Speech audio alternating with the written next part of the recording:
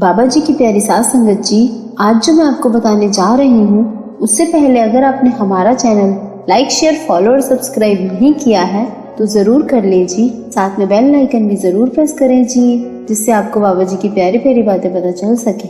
और लाइक करना बिल्कुल न भूलें जी। वो कहते हैं ना, मुझे मेरे प्यारे सदगुरु के साथ देखकर लौट जाते हैं गम। कहते हैं इसका कुछ बिगाड़ नहीं सकते हम। साध संगत जी, एक बंदा था, वो बहुत ज्यादा अमीर था। उसके पास बेइंतहा पैसा था। उसके बहुत सारे बिजनेस चल रहे थे और उसकी कई सारी फैक्ट्रीज भी थी। वो बंदा हर तरह से संपन्न था। रोज की तरह जब वो अपने घर पहुंचा तो घर के सारे लोग पूजा पाठ में लगे हुए थे। शाम के समय की आरती चल रही थी, पर वो बंदा थोड़ा नास्तिक था। उसे भगवान पर कुछ खास भरोसा नहीं था। अब वो बंदा सबको पूजा पाठ करते देखकर अपने कमरे में चला गया और वहां जाकर हिसाब किताब करने लगा कि आज का कामकाज कैसा चला। अब उसको काफी थकान और बेचैनी हो रही थी, तो वो अपने नौकर को आवाज लगाकर कहता है कि मेरे लिए चाय ले आओ। पर जैसे ही नौकर चाय बनाने जाने लगता है तो उस बंदे को अचानक सीने में दर्द होने लगता है, बेचैनी बढ़ जाती है और फिर वो बंदा अपने नौकर को दोबारा आवाज लगाता है और कहता है चाय रहने दो, पहले डॉक्टर को फोन लगाओ, मेरी तबीयत खराब हो रही है। अब उसके घर में शहर के सारे बड़े बड़े डॉक्टर पहुंच जाते हैं। अब हुआ क्या कि जब उस बंदे के सारे टेस्ट किए गए तो रिपोर्ट्स भी नॉर्मल आई और बड़े बड़े डॉक्टर्स ने यही डायग्नोज किया कि आपको तो कुछ भी नहीं है, आप बिल्कुल फिट हो। सारे वाइटल्स नॉर्मल थे, पर उस बंदे की बेचैनी बढ़ती जा रही थी। अब वो बंदा डॉक्टर्स को कहता है बेचैनी तो कम हो ही नहीं रही, बस आप मुझे दवाइयाँ लिख दीजिए। अब जब वो बंदा बेचैनी बताए जा रहा था तो डॉक्टर ने कुछ दवाइयाँ लिख दी, साथ में नींद की गोली भी लिख दी। डॉक्टर्स बोले शायद काम के प्रेशर की वजह से आपको बेचैनी हो रही है और कोई घबराने वाली बात नहीं है। आप खाना खाकर ये दवाइयाँ ले लीजिए, सब ठीक हो जाएगा। और ये कहकर वो सारे डॉक्टर्स वहाँ से चले गए। अब इस बंदे ने अपने नौकर से सारी दवाइयाँ मंगवाई और अब खाना खाने के बाद दवाई लेकर वो बंदा बेड पर सोने चला गया, पर नींद थी कि आने का नाम ही नहीं ले रही थी। अब रात के 2:30 बज चुके थे। अब इस बंदे से रुका ना गया और उसे लगा शायद कमरे में घुटन हो रही है, थोड़ा बाहर टहल लूं, फिर शायद अच्छा लगे। पर अपने सुंदर से बगीचे में टहलने के बाद भी बेचैनी कम होने का नाम ही नहीं ले रही थी। अब उस बंदे के दिमाग में इतनी सारी बातें चल रही थी और बेचैनी अलग हो रही थी। सोचते सोचते कब वो बंदा घर से बाहर निकल गया कि उसको पता ही नहीं चला कि वो घर से कितनी दूर आ गया है। अब वो बंदा वहीं किसी कोने पर बड़े से पत्थर पर बैठ गया और अपनी चप्पल उतारकर अपने पुराने दिनों के बारे में सोचने लगा कि कैसे स्ट्रगल किया करता था जब उसके पास कुछ भी नहीं था। अभी वो बंदा ये बातें सोच ही रहा था कि एक कुत्ता अचानक से वहां आ गया और उस बंदे की एक चप्पल लेकर भागने लगा। अब वो बंदा उस कुत्ते के पीछे भागा जो चप्पल लेकर भाग रहा था।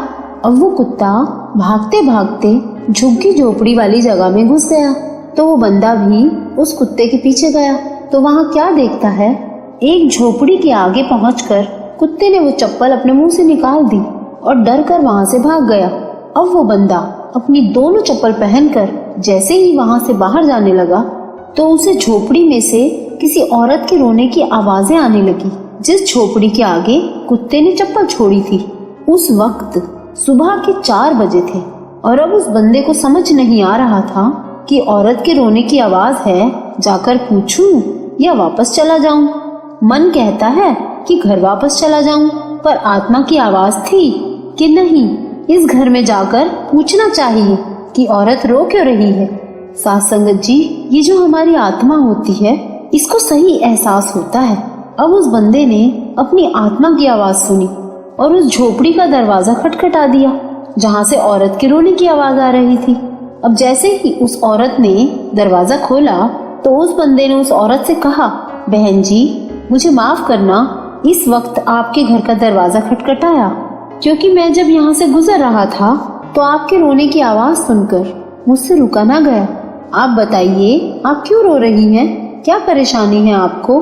तो उस औरत ने बताया कि भाई साहब क्या बताऊं, ये मेरी 10 साल की बेटी है, बीमार है, डॉक्टर्स ने बड़ा खर्चा बताया है, पर मेरी कोई मदद ही नहीं कर रहा है। तो वो बंदा बोला, बहन जी रोने से थोड़े ही कुछ होता है, आप कहाँ काम करती हैं? तो उस औरत ने कहा, मैं लोगों के घर घर जाकर झाड़ू पोछा बर्तन करती हूँ, पर वहाँ से भी इतनी मदद नहीं मिल पा रही है कि मेरी बेटी का ऑपरेशन हो सके।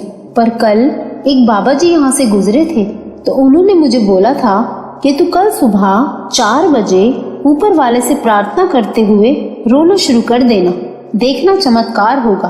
तो ये बात सुनकर उस बंदे के पैरों से जमीन खिसक गई, मानो वक्त रुक गया हो, सांसें थम गई हो, और उस बंदे की आंखों से भगवान पर विश्वास के आंसू बहने लगे। और उसी वक्त उसी बंदे की बेचैनी भी दूर हो गई। और वो बंदा सोचता है कि बेचैनी मुझे इतनी बढ़ गई कि मैं इस झुग्गी झोपड़ी में एक कुत्ते के पीछे भागते हुए अपनी चप्पल के लिए आया, जैसे पहले से ही ऊपर वाले का खेल चल रहा हो, और मेरा आना पूरे 4 बजे तय था। भगवान नहीं तो और कौन है? वहाँ मेरे सतगुरु।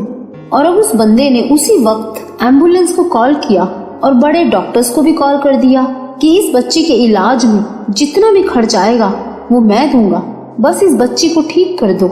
और फिर वो बंदा उस औरत को भी कहता है कि आप कल से मेरे यहाँ फैक्ट्री में काम शुरू कर दो, मेरी बहुत सारी फैक्ट्रियाँ हैं, आपको जो भी काम पसंद हो आप वो कर लेना। और उस बंदे ने उस औरत को रहने के लिए सर्वेंट क्वार्टर भी दे दिया। वहाँ मेरे सतगुरु। और ये बात सुनकर उस औरत की आंखों से आंसू झरझर बह गए। साथ संगत जी, जब एक एक घड़ी तय है कि आगे क्या होने वाला है, पहले से लिखा हुआ है, तो हम क्यों परेशान रहते हैं, क्यों चिंता करते हैं? जो चल रहा है, जैसा चल रहा है, उसे चलने दो ना। उस मालिक, उस परमात्मा का भाड़ा मानकर स्वीकार करेंगे तो सब अच्छा होता चला जाएगा। अब उस बंदे को ये समझ आ गया कि कितनी ही मेहनत कर लो, कितना ही काम कर लो, किसी की मदद करके जो सुकून, जो सेटिस्फैक्शन मिलता है, वो कभी भी इतना पैसा कमाकर भी नहीं मिलता। अब उस बंदे की बेचैनी तभी खत्म हो गई थी जब वो उस बच्ची के लिए एम्बुलेंस को फोन कर रहा था। साथ संगत जी, हमें इतना सेल्फिश होना ही नहीं चाहिए कि कमाने के चक्कर में हम इंसानियत ही भूल जाएं। साथ संगत जी, अगर हम अच्छे इंसान बनेंगे तो हमारे सतगुरु, हमारे प्यारे बाबा जी की खुशी जरूर हासिल होगी। तो बाबा जी की प्यारी साथ संगत जी, अगर आपको ये वीडियो अच्छा लगा हो तो लाइक जरूर करना जी, और इस वीडियो को ज्यादा से ज्यादा शेयर करना, जिससे बाबा जी की प्यारी संगत तक बाबा जी की प्यारी प्यारी बातें पहुंच सके। और इस चैनल को सब्सक्राइब भी जरूर करना जी।